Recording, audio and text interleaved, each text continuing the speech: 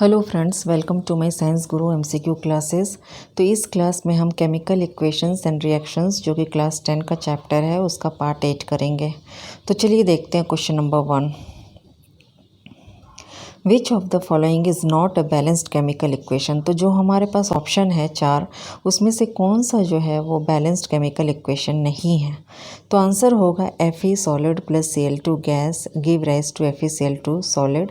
ये हमारा balanced chemical equation नहीं है। क्यों नहीं है? एक्सप्लेनेशन में आप देख सकते हैं कि जब आयरन Cl2 के साथ रिएक्ट करता है तो वो FeCl3 बनाता है, FeCl2 नहीं। चलिए अब देखते हैं question number 2। Can we store copper sulphate in iron container and Y.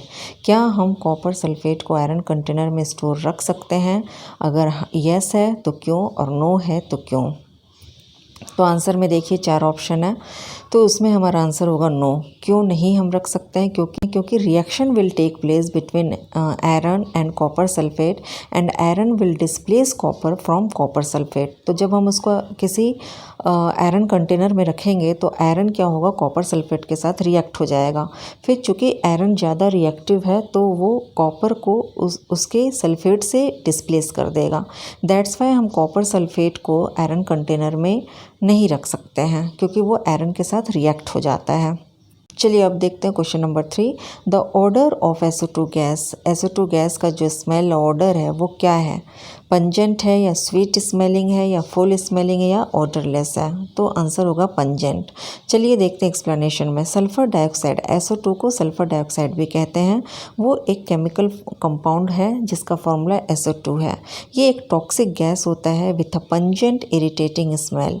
It is release naturally, ये नेचुरली रिलीज होता है। कैसे? By volcanic activity and is produced as a byproduct of the burning of fossil fuels contaminated with sulfur compounds। चलिए हम देखते हैं question number 4। Which of the following solution is obtained on reacting zinc metal with NaOH solution। जब हम zinc metal को NaOH solution के साथ react करते हैं तो क्या मिलता है? तो एक्सप्लेनेशन में आप सबसे पहले तो रिएक्शन देखिए। जिंक जब NaOH के साथ रिएक्ट करता है तो वो फॉर्म करता है Na2ZnO2 plus hydrogen gas release होता है। तो हमारा सही आंसर क्या होगा? Na2ZnO2। ये रिएक्शन जो है वो 550 डिग्री सेल्सियस टेम्परेचर पे पॉसिबल है।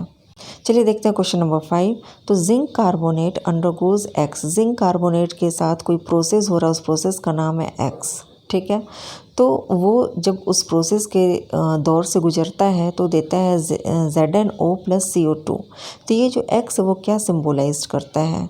हमारे पास ऑप्शन है, क्या ये फोटोकेमिकल डिकम्पोजिशन हो रहा है या इलेक्ट्रोलिसिस हो रहा है या डिस्प्लेसमेंट रिएक्शन हो रहा है या थर्मल डिकम्पोजिशन हो रहा है। तो यहाँ पर हम देखिए इसको बोलेंगे थर्मल डिकम्पोजिशन, क्योंकि जब जिंक कार्बोनेट को हम हीट करते हैं तभी वो जिंक ऑक्साइड एंड CO2 देता है। चलिए अब देखते हैं क्वेश्चन नंबर 6 की ओर। Which of the following is the incorrect method of preventing rusting. Rusting को प्रिवेंट करने का जो सही तरीका नहीं है वो कौन सा है?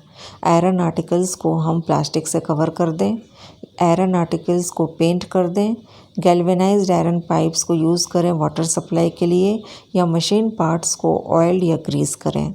तो हमारा सही आंसर होगा iron articles should be covered with plastic. ये एक इनकरेक्ट तरीका है।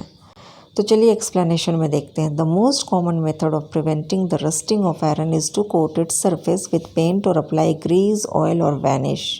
तो सबसे ज़्यादा यूज़ होने वाला या सबसे ज़्यादा कॉमन तरीका यही है कि उसके सरफेस को आप पेंट कर दो, ग्रीस अप्लाई कर दो, ऑयलिंग कर दो, रस्टिंग प्रिवेंट करने के लिए। Rusting of iron can be prevented by galvanisation. तो रस्टिंग को हम गैल्वेनाइजेशन के द्वारा प्रिवेंट कर सकते हैं। The process of depositing a thin layer of zinc metal on iron objects is called galvanisation. अब गैल्वेनाइजेशन होता क्या है? तो जब आयरन ऑब्जेक्ट्स के ऊपर हम thin layer of zinc metal को लगाते हैं तो इस प्रोसेस को हम गैल्वेनाइजेशन कहते हैं। Iron articles should be covered with plastic is the incorrect method of preventing rusting.